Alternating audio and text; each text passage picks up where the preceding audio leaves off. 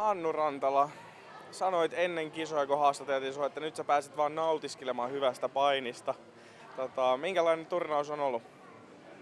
No kyllä siellä niin kuin lähellä nitrojakin tänään oli, että eilen paini seniorit ja juniorit ja kadetit, niin siellä on aika paljon varmempia otteita pojilla ja miehillä. Ja tänään kun nämä nuoret painijat astuu matolle, niin siellä voi käydä välillä miten vaan, niin sen takia nämä ottelut jännittää kyllä paljon enemmän.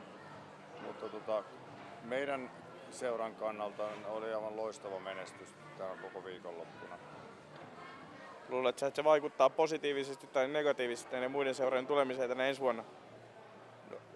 Käsittääksemme kaikki HPM-läiset järjestelijät on saanut pelkkää positiivista palautetta niin kuin maan rajojen ulkopuoleltakin. Että niin kuin näiden palautteiden perusteella voisi kuvitella, että ensi vuonna tulee vielä lisää ulkomaalaisia osanottajia ja kotimaiset tulee entistä sankemmin joukkoon. Meidän täytyy varautua varmaan vähän isompaan halliin. No sehän on vaan positiivinen ongelma. Onko sinulla jäänyt mitään erityisiä sarjoja tai painijoita mieleen tässä?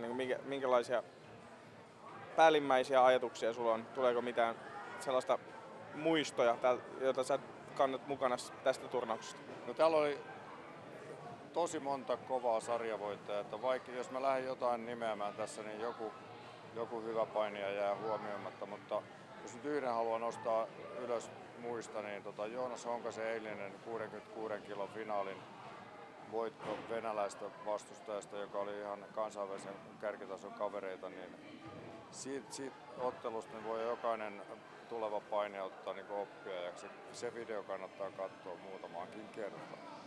Tosiaan se löytyy tuolta meidän Helsinki Openin Facebook-sivulta ja myös YouTubesta, jos etsii sitä.